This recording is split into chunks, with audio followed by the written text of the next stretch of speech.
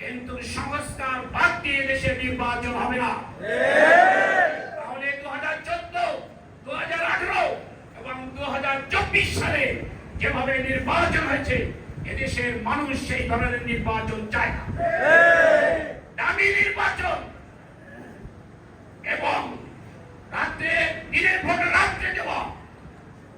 শুধু তাই নয়, তারা 154টি আসনে বিনা ভোটে তারা ঘোষিত এমপি হয়েছিল। এরকম নির্বাচন তাকে দেশে হতে দেওয়া যাবে না।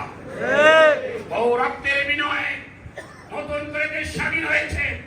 রক্তের প্রতিটি ফোঁটা মূল্যায়ন করতে হবে এবং ইসলামের মূল্যবোধের ভিত্তিতে বাংলাদেশ ন্যায় ইনসাফ ভিত্তিক সমাজ প্রতিষ্ঠা হবে ইনশাআল্লাহ। আমরা 300 আসনে প্রার্থী ঘোষণা করেছি।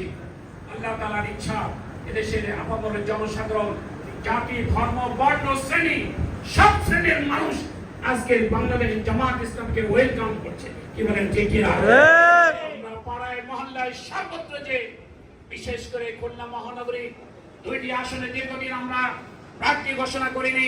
খুলনা 2 এবং 3, খুলনা মহানগরী জনশক্তি আপনারা কাদের সাথে কাঁধ মিলিয়ে, হাতের সাথে হাত মিলিয়ে প্রতিটা বাড়িতে বাড়িতে যে সকল মানুষের কাছে আপিল করতে হবে, জামাত ইসলামী আগামী দিনে সরকার গঠন করবে ইনশাআল্লাহ।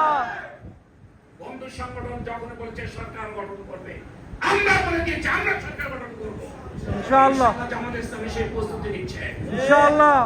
বাইরে থেকে ব্যারিস্টার আনা হয়েছে, অনেক মেধাবী লোকদেরকে আনা হয়েছে বাংলাদেশে, যারা দীর্ঘদিন জুলুমের কারণে আসতে পারে নাই। বাংলাদেশে তাদেরকে সেট করা হয়েছে, নেতাগুলোকে কাজে লাগানো হচ্ছে। ইনশাআল্লাহ আগামী দিনে জামাত ইসলামী সরকার গঠন করবে ইনশাআল্লাহ। রব্বুল আলামিন আজকে তার কাছে শুকরিয়া আদায় করি, আমাদের নিবন্ধন দিয়েছেন। আমরা প্রাণ খুলে দোয়া করব রব্বুল আলামিন আগামী কয়েকদিনের মধ্যে প্রতীক আমাদের হৃদয়ের সাথে গঠিত রয়েছে। আমাদের প্রতীক যে দাঁড়িপাল্লা, কথা শুনে অনেক মুরব্বী আছেন যারা দাঁড়িপাল্লা মিছিল করেছেন, আহত হয়েছেন, অনেকে পঙ্গুতে জীবন যাপন করছেন। সেই দাঁড়িপাল্লার প্রতীক আল্লাহ রাব্বুল আলামিন যেন আমাদেরকে ফিরিয়ে দেন আমিন। কোন আদালতের কাছে নয়, সকল বিচারকের মহাবিচারক কে? আল্লাহ। তার কাছে বলি রব্বুল আলামিন। অধ্যাপক গোলাম আযম সাহেব বলেছিলেন, বাংলাদেশের ভাইয়ের সবচেয়ে আল্লাহ তাআলার কাছে থাকে। বলি আলহামদুলিল্লাহ আলহামদুলিল্লাহ। বিপদ আপদ মুসিবত 71, 90 সবকিছু মিলে আমরা দেখেছি যখন বিপদ এসে গেছে, আল্লাহ সুবহানাহু ওয়া তাআলা বাংলাদেশের ভাইটাকে সামনে এসে সকলের সাথে তার ফ্যাসিলিটিকে বিদায় করে দিয়েছে। আমাদের বানিয়ে জামাত মাওলানা মদুর রহমতুল্লাহ বলেছিলেন, সকলের স্বৈরাচারী সব দলের সব মানুষের পথ বন্ধ করতে পারে, কিন্তু স্বৈরাচারী পতনের পথ সে কখনোই বন্ধ করতে পারে না। সেটা প্রমাণিত হয়েছে।